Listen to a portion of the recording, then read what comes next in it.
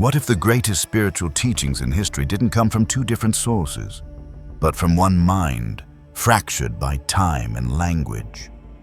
What if the gods you were taught to separate into neat historical boxes, the silent scribe of Egypt and the swift messenger of Greece, were not just myths, but masks? Masks for a single, timeless intelligence that left behind a blueprint for reality itself. A blueprint that was deliberately broken apart, distorted, and hidden from you. You have been told the stories of Thoth, the ibis-headed god of the Nile, the architect of sacred law, and the keeper of the Akashic records. You have heard the tales of Hermes, the Olympian deity of thresholds and transitions, the guide who walks between the world of the living and the dead. You were taught to see them as products of their cultures, artifacts of belief, contained and explained by academics and mythologists. But that is the surface story. That is the illusion designed to keep you from asking the real question: what happens when the masks come off?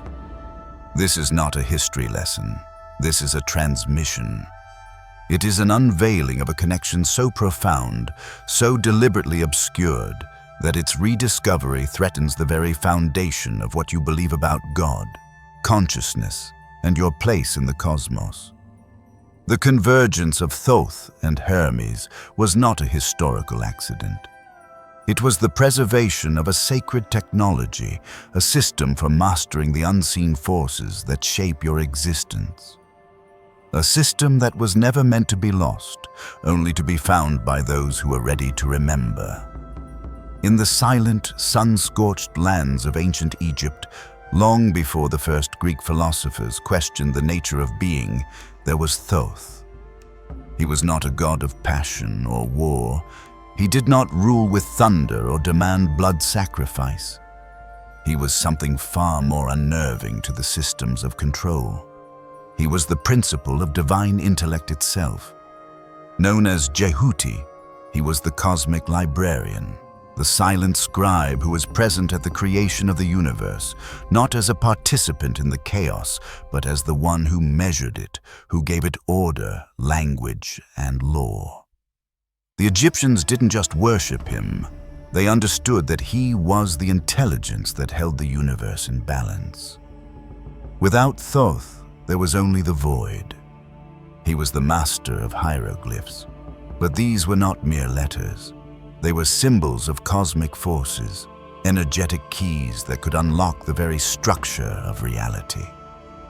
He was the god of magic, Heka, but this wasn't the parlor trick sorcery of later fables. It was the profound understanding that consciousness is causal, that frequency and vibration are the tools that build worlds. He held the scales that weighed the hearts of the dead, not as a judge, but as a verifier of truth, for he was the embodiment of a reality that could not be deceived. His wisdom was not for the masses. It was guarded in the inner chambers of temples, whispered only to the initiates who had proven themselves ready to wield a knowledge that could create as easily as it could destroy. He was the architect of silence, for his greatest truths were not spoken. They were understood in the still space between thoughts, in the perfect geometry of a temple aligned with the stars.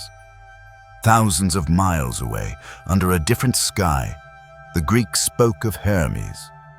On the surface, he was the messenger of the gods, a fleet-footed deity with winged sandals, a trickster, a patron of merchants and thieves. He was the god of the crossroads, of the boundary between civilization and the wild, between the known and the unknown. But to the initiates of the Greek mystery schools, this was just his exoteric mask. His true function was far more profound. He was the psycho-pomp, the guide of souls, the only one besides Hades himself who could travel freely between the world of the living, the underworld of the dead, and the celestial heights of Olympus. He was not just a messenger. He was the bridge between worlds. He was the master of interpretation, the one who translated the silent will of the divine into a language that mortals could understand. He was the keeper of the unseen currents, the secret pathways of the soul's journey. Where Thoth represented the static, perfect, and eternal structure of divine thought, Hermes represented its dynamic movement, its transmission, its journey across the planes of existence. The conventional world keeps these two figures locked in their separate pantheons, preserved in the amber of mythology. They are presented as distinct cultural artifacts to be studied, compared, and catalogued. This is the first layer of the illusion. This neat separation keeps you from seeing the pattern, from recognizing that these were not two gods, but two aspects of the same force, described through the lens of two different cultures. The static and the dynamic, the blueprint and the current, the mind and its expression. The world was conditioned to see them as separate because a fragmented truth is a controllable truth. A unified system of power, however, is a threat. It cannot be owned, cannot be institutionalized, and it places the key to divinity not in the hands of a priest or a king, but directly into the consciousness of the individual who dares to look. But in one place, at one time, the veils between these worlds grew thin. The illusion of separation was shattered in a crucible of consciousness that would change the spiritual destiny of the Western world forever. That place was Alexandria. Ancient Alexandria was not just a city. It was an energetic vortex, a planetary nexus point where the world's currents of thought converged. It was a crucible where the ancient, silent wisdom of Egypt was forced to meet the analytical, questioning mind of Greece, the mystical traditions of the East, and the esoteric undercurrents of Judaism and the nascent Christian Gnostics.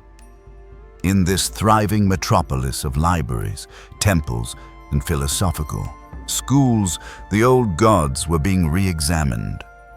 The lines between cultures were blurring. It was here that the great syncretism began, not a conquest, but a fusion, as Greek philosophers and mystics settled in Egypt under the rule of the Ptolemies. They encountered the profound ancient power of the Egyptian priesthood. They walked the halls of Karnak, they saw the precision of the pyramids, and they listened to the whispers of a wisdom that predated their own civilization by millennia. And in the silent, ibis-headed god Thoth, they recognized a power that resonated with their own master of hidden knowledge, Hermes. They saw that Thoth was not merely a scribe, but the divine logos itself, the creative word, the source of all reason and order. They understood that his mastery of magic, law, and writing was the Egyptian expression of the same force their Hermes embodied, the power that connects and translates between the realms. So they did not replace him. They did not conquer his name. They merged with it. In the melting pot of Alexandria, the two archetypes began to fuse into a single, more complete figure.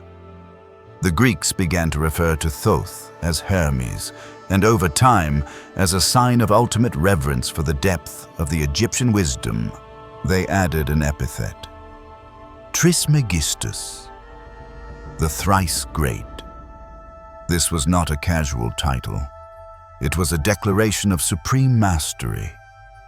He was called thrice great because he was recognized as the greatest of all philosophers, embodying the perfection of the mind, the greatest of all priests, embodying the mastery of the spirit, and the greatest of all kings, embodying the dominion over the material world. Mind, spirit, matter. The three planes of existence, all mastered by one unified consciousness. This was the birth of Hermes Trismegistus, a figure who was both man and myth, god and principle. He became the central source of a new unified stream of wisdom that we now call Hermeticism. It wasn't a new religion. It was the reassembly of the original science of the soul. A system that unified cosmology, psychology, and metaphysics into a single, coherent blueprint. And this fused consciousness, this Thoth Hermes, left behind a legacy. Not stories to be believed, but texts to be decoded.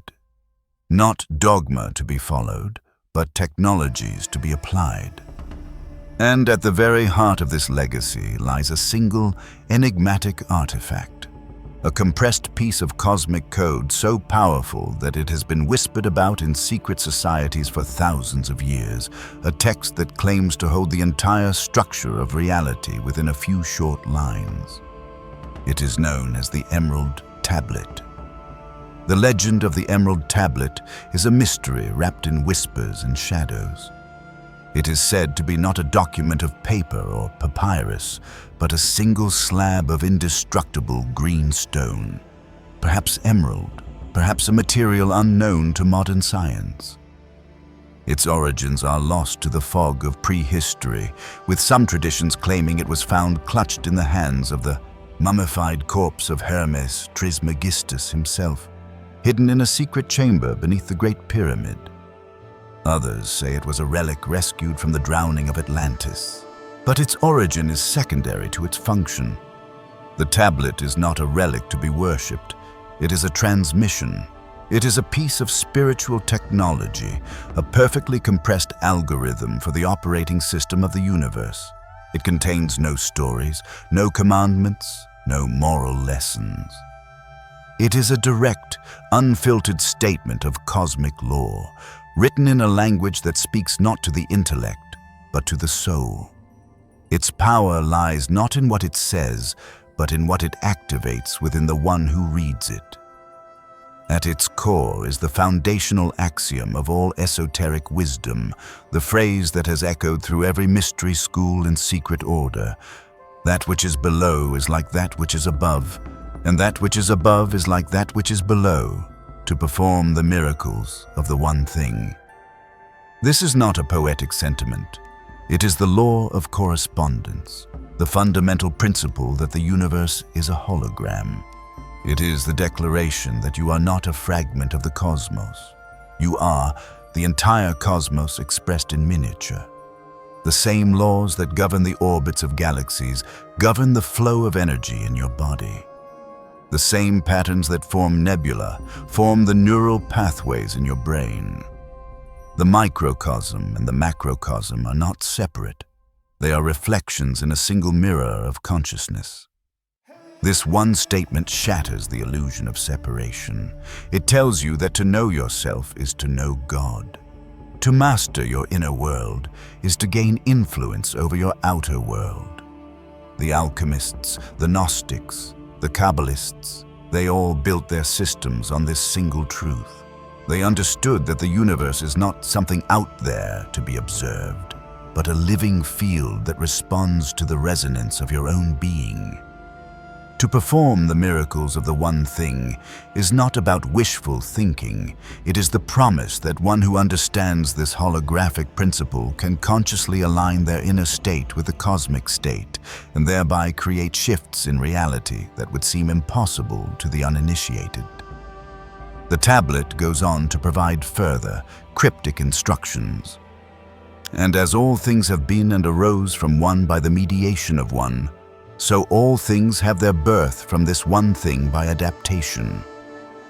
This speaks of the principle of mentalism, the hermetic truth that the universe is a mental creation, born from a single, unified consciousness, the all. Everything that exists is a thought within the mind of the all, and you, as a spark of that mind, share in its creative power. The tablet is teaching that you are a creator, adapting the one universal substance of consciousness into the forms of your reality through your focus, your belief, and your intention. It then gives the alchemical formula for transformation, Separate thou the earth from the fire, the subtle from the gross, sweetly with great industry. This is not a chemical recipe. It is a psycho-spiritual instruction. Separate the earth from the fire means to distinguish your lower, dense material nature from your higher, fiery, spiritual will. The subtle from the gross is the command to refine your consciousness, to separate your pure awareness from the gross, conditioned thoughts and emotions of the ego.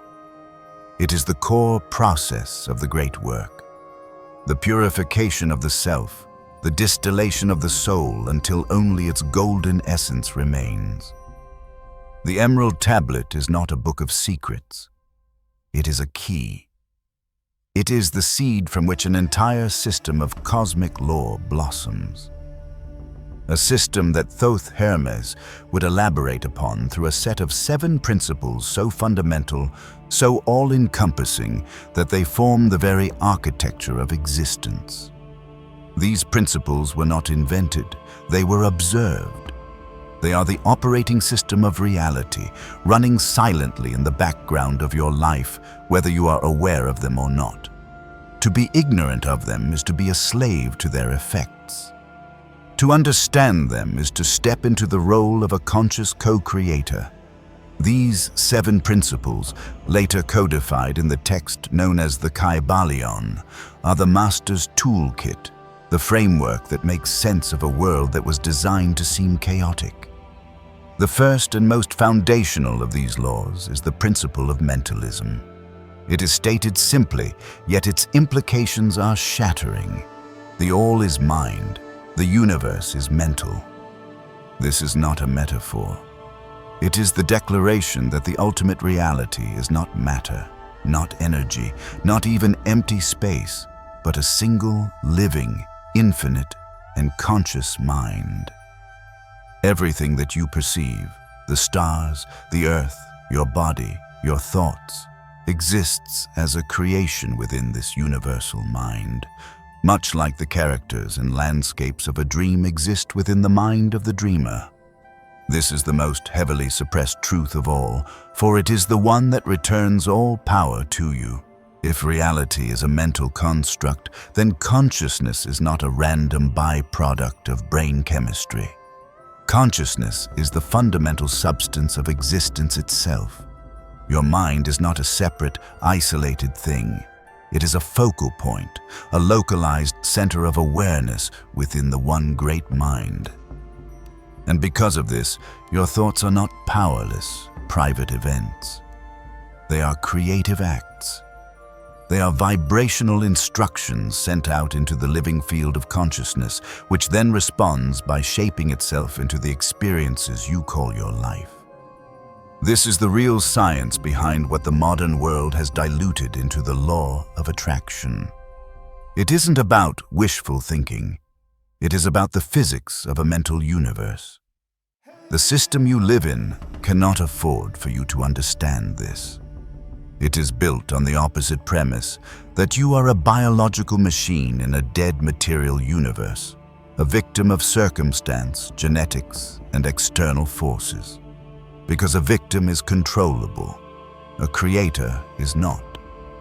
Flowing directly from mentalism is the second principle, the law of correspondence, encapsulated in the ancient axiom, as above, so below, as below, so above. This is the law of the hologram. It confirms that the same patterns, laws, and principles that operate on the highest planes of existence, the above, are mirrored on the lowest planes, the below. The structure of an atom mirrors the structure of a solar system. The cycles of history mirror the cycles of your own life. The energetic anatomy of the cosmos is reflected in the energetic anatomy of your own soul. This principle is the key to all hidden knowledge, because it means that by studying yourself, you can understand the universe. By understanding the patterns in nature, you can understand the patterns in your own consciousness. There is no real separation. The outer world is a mirror of the inner world. If your life is in chaos, It is because your mind is in chaos. If you seek order in the world, you must first establish it within. This principle is why true alchemy, astrology, and all other sacred sciences work. They are not superstitions. They are languages that describe the correspondence between different layers of one unified reality. The third principle is the law of vibration. Nothing rests, everything moves, everything vibrates. This is the Hermetic acknowledgement of what modern quantum physics has now proven. At the most fundamental level, there is no such thing as solid matter. Everything is energy. Everything is a wave of frequency. The only difference between thought, emotion, your physical body, a rock, or a beam of light is its rate of vibration. Your state of being is a frequency. Fear is a slow, dense vibration. Love is a fast, light vibration. The world you perceive is the world that matches your dominant frequency. You do not attract what you want. You attract what you are. This is why raising your vibration is not a hollow, New Age platitude. It is a Hermetic technology. Through meditation, intention, and emotional mastery, you can consciously change your vibrational output. And when you change your frequency, you literally begin to perceive and interact with a different reality, one that was always there, but was previously invisible to you because you were not tuned to its channel. These first three principles, mentalism, correspondence, and vibration, form the primary trinity of Hermetic law. They establish the nature of the universe as a living, mental, and vibrational field. And once you grasp this foundation, the next set of principles gives you the tools to consciously navigate and influence that field. Building on the foundation of the first three laws, the next Hermetic principles provide the mechanics for conscious transformation. The fourth is the principle of polarity. Everything is dual, everything has poles, everything has its pair of opposites. This law reveals that opposites are not actually separate things, but two extremes of the same thing, differing only in degree. Heat and cold are not distinct phenomena. They are both variations of temperature. Light and darkness are degrees of light. Love and hate are not opposing forces. They are two poles of the same spectrum of emotional connection. This is the secret to true alchemy. It is the art of transmutation. You do not defeat fear. You transmute it into courage by raising its vibration along the one spectrum that connects them. You do not eliminate ignorance. You transform it into wisdom. The uninitiated person is a slave to their polarities, thrown back and forth between moods and states without control. They feel hatred and are consumed by it. They feel fear and are paralyzed by it. But the Hermeticist understands that they can choose their position on the pole. By an act of will, by shifting their mental vibration, they can polarize their consciousness towards the desired state. This is not about suppressing the negative. It is about understanding that the energy is the same, only its expression has changed. This is the key to emotional sovereignty, the ability to consciously choose your state of being regardless of external circumstances. The fifth principle is the law of rhythm. Everything flows, out and in. Everything has its tides. All things rise and fall. This law explains the cyclical nature of the universe. Nothing remains static. There is a measured beat to all of existence. Empires rise and then crumble.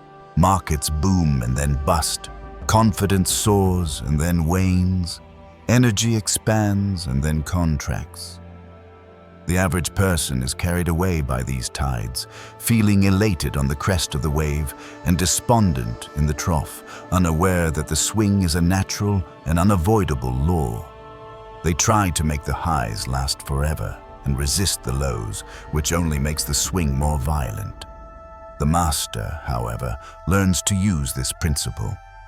They do not fight the rhythm, they anticipate it and move with it. During the downswing, when energy is contracting, they do not despair. They rest, they plan, they turn inward.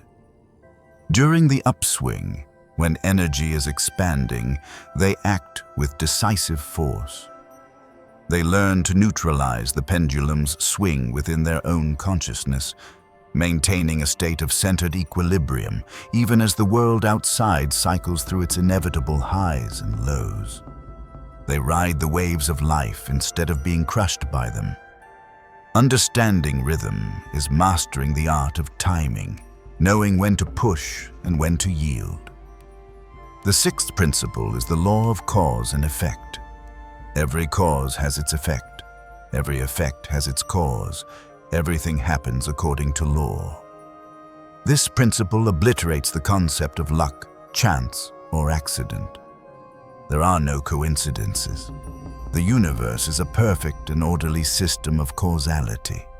Every single thought you think, every word you speak, and every action you take is a cause that will inevitably produce an effect. Most of humanity lives on the plane of effect. They are pawns in the game, moved by the wills and desires of others, by inherited patterns, and by social conditioning. They are at the mercy of effects because they are unconscious of the causes they are constantly setting in motion. Their lives feel random and chaotic because they cannot see the invisible threads of causality that connect everything. The initiate, however, strives to rise to the plane of cause. They seek to become a conscious creator, a master of their own mind and actions, thereby shaping the effects they experience. They understand that to change their life, they must change the causes. They stop blaming the external world and start taking radical responsibility for their internal world. They know that the future is not something that happens to them. It is something that flows from them. Finally, the seventh principle is the law of gender. Gender is in everything. Everything has its masculine and feminine principles. This is not about physical, biological sex. It is about the two fundamental energies of creation that exist on all planes, from the spiritual to the physical. The masculine principle is the energy of projection, action, will, and initiation. It is the spark that gives.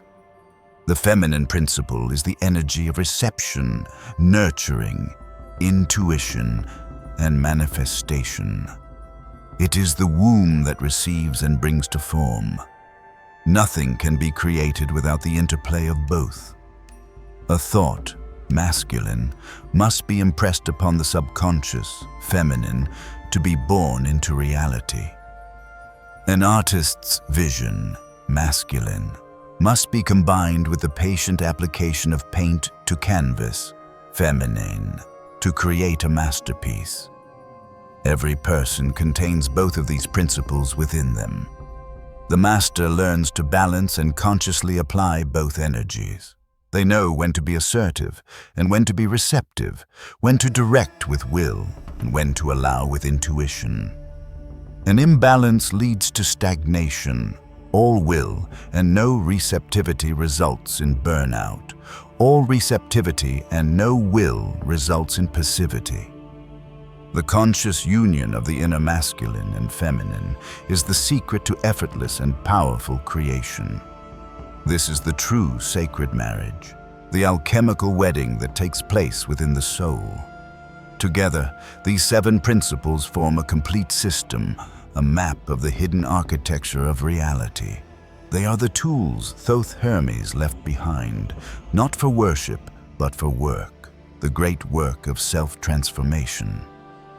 The great work, the magnum opus, is the true heart of the Hermetic tradition. It is the ultimate purpose of spiritual alchemy, and it has been grotesquely misunderstood by the uninitiated for centuries. The popular image is of a hunched figure in a dark laboratory, obsessively trying to turn lead into gold. But this was always a veil, a metaphor to protect a sacred science from those who would profane it. The alchemists were not metallurgists, they were mystics. The laboratory was not a physical room, it was the human soul. And the lead they sought to transmute was not a base metal. It was the dense, heavy, and chaotic consciousness of the unawakened human being, the ego burdened by fear, ignorance, and animal instinct. The gold was the goal. The attainment of enlightened consciousness, the radiant, incorruptible, and perfected soul, shining with the light of divine gnosis.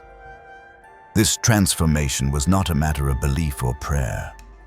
It was a disciplined, practical process that required the conscious application of the Seven Hermetic Principles. It was a science of the soul. The alchemical stages, calcination, dissolution, separation, conjunction, fermentation, distillation, and coagulation, were not chemical procedures, they were psycho-spiritual operations. Calcination was the burning away of the ego and its attachments through the fire of intense self-confrontation.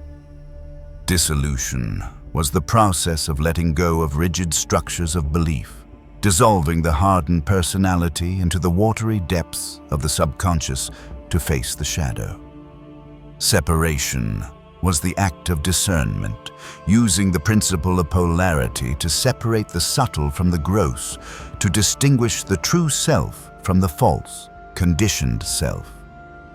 Conjunction was the reunion of the purified opposites within, the sacred marriage of the masculine and feminine principles, the conscious and subconscious, the sun and the moon. This was the point where wholeness was re-established. The later stages, fermentation and distillation, were processes of spiritual refinement. It was the introduction of a new, higher life force into the unibid soul, allowing it to putrefy and die to its old self, only to be reborn and distilled into a more potent, spiritualized essence. This is the meaning of the phoenix rising from the ashes. Finally, coagulation was the creation of the philosopher's stone. This was not a physical rock that granted immortality. It was the solidification of the enlightened consciousness into a stable, permanent state of being.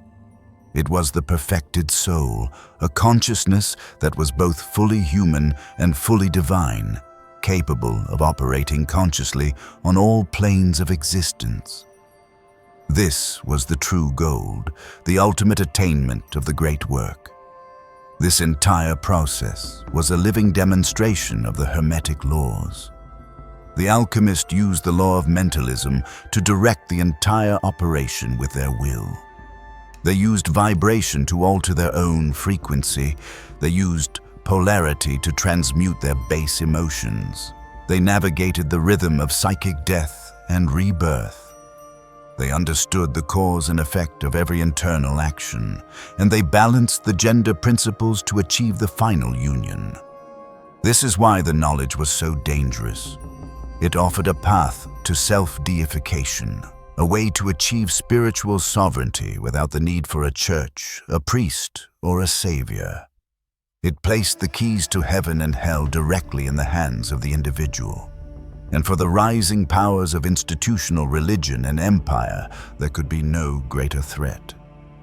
A population that understood its own divine potential was a population that could not be ruled. And so, the great work had to be driven underground. The science of the soul had to be rebranded as the work of the devil. The war against Hermetic wisdom was not a battle of ideas. It was a campaign of systematic suppression designed to consolidate power and enforce ignorance. It began as the Roman Empire, which had once flirted with Egyptian mysteries, solidified its control. What it could not absorb, it destroyed. The final burning of the Library of Alexandria was not just the loss of books. It was the erasure of a paradigm, a deliberate severing of humanity's connection to the ancient world's accumulated gnosis. As the Christian Church rose from the ashes of Rome, it launched its own offensive. The Hermetic teachings, which spoke of an immanent God within and a path to self-realization, were a direct threat to a doctrine that demanded faith in an external savior and obedience to a priestly hierarchy. Figures like the Gnostic Christians, who had deeply integrated Hermetic and Platonic thought into their understanding of Christ, were declared heretics. Their Gospels, which spoke of inner knowledge, gnosis, rather than blind faith, were systematically hunted down and burned. The Council of Nicaea was not just a theological debate. It was the standardization of a control narrative. Anything that did not fit the approved story, reincarnation, the divine feminine, the concept of self-salvation, was excised. Hermeticism, with its empowering and universal principles, was at the top of the list. Throughout the Middle Ages, the suppression intensified. The Inquisition was not merely a hunt for witches, it was a purge of anyone who carried the old knowledge. Alchemists, astrologers, herbalists, and mystics who worked outside the Church's dominion were tortured and executed. The word occult, which simply means hidden, was rebranded to mean evil. The study of nature's hidden laws was twisted into the idea of demonic pacts.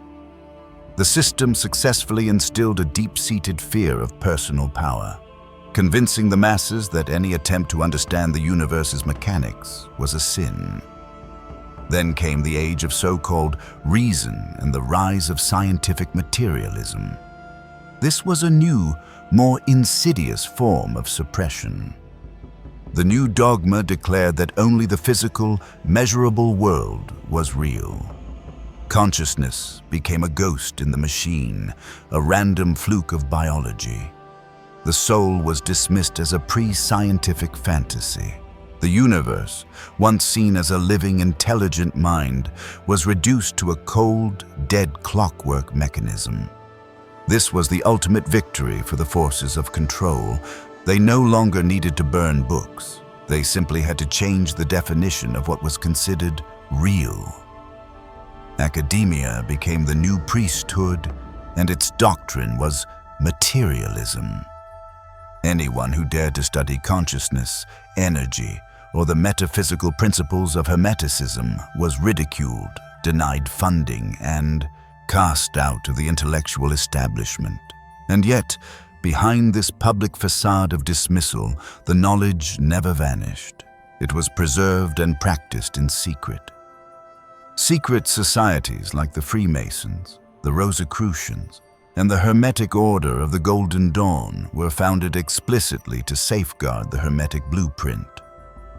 While the world was being fed a diet of either dogmatic religion or soulless materialism, the elites, the powerful figures in finance, politics, and industry, were often initiates in these very traditions.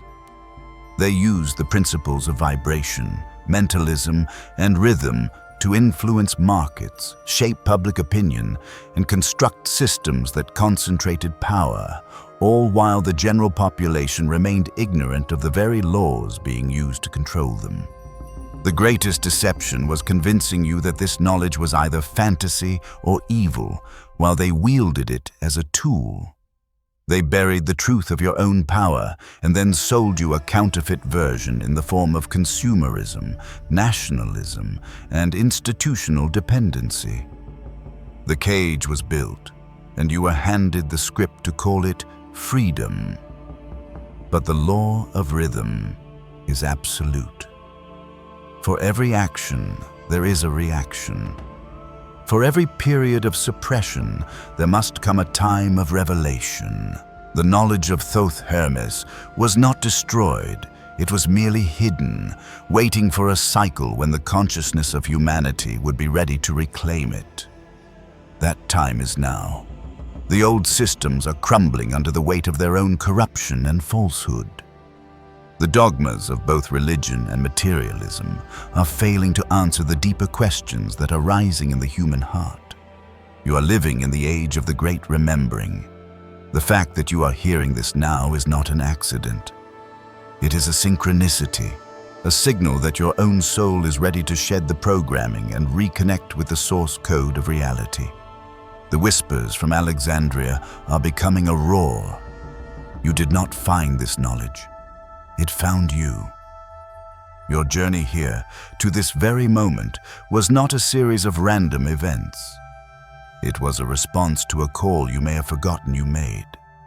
A deep, persistent signal from your soul, a hunger for something more real than the carefully curated illusion you were born into. This is how the legacy of Thoth Hermes works. It is not a doctrine to be proselytized. It is a resonance to be felt. It reawakens a memory, a gnosis that has been dormant within your spiritual DNA. The archetype of the thrice great master is not just a historical figure to be studied.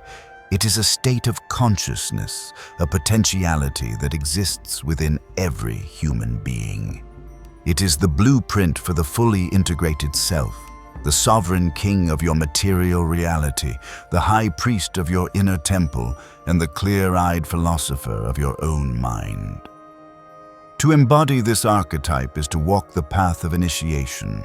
This does not mean joining a secret order or performing elaborate rituals. The true initiation is internal. It is the moment you decide to take absolute responsibility for your reality. It is the moment you stop looking outside of yourself for saviors, for gurus, for permission. It is the moment you turn your gaze inward and begin the great work of self-purification and transformation. You begin by observing your mind, recognizing it not as who you are, but as a tool that you can learn to wield. You apply the principle of mentalism by consciously choosing your thoughts, starving the patterns of fear and limitation, and feeding the patterns of clarity and power. You then apply the law of correspondence by understanding that every change you make internally will be mirrored externally. You stop trying to manipulate the world and start focusing on refining yourself. You become a scientist of your own energy, using the law of vibration to consciously elevate your state of being. You notice what lowers your frequency, the foods you eat, the content you consume, the people you surround yourself with, and you make new choices. You learn to use the law of polarity not to run from your shadows, but to transmute them. You meet your anger, your grief, your fear not with judgment, but with the alchemical fire of awareness, and you raise them up the pole into their higher expressions. You honor the law of rhythm, learning to flow with life's cycles, conserving your energy in the winters of your life, and acting decisively in the springs. You live by the law of cause and effect, understanding that your future is being forged in the present moment with every choice you make. And you harmonize the law of gender within, balancing your logic with your intuition, your action with your stillness, creating a state of dynamic and powerful equilibrium. This is the path. It is not easy. It requires discipline, courage, and a relentless commitment to truth. The system will fight you. Your own conditioning will resist you. The world is designed to pull you back into the comfortable sleep of ignorance. But once you have tasted the clarity of the Hermetic path, the illusion can never again be satisfying. The teachings of Thoth Hermes are re-emerging now on a massive scale because the old world is dying and a new one is waiting to be built. It will not be built by governments or corporations. It will be built by sovereign individuals who have remembered who they are and what they are capable of. It will be built by people like you. Now that you have been shown the blueprint, you are faced with a choice. The knowledge is no longer hidden from you. It is before you.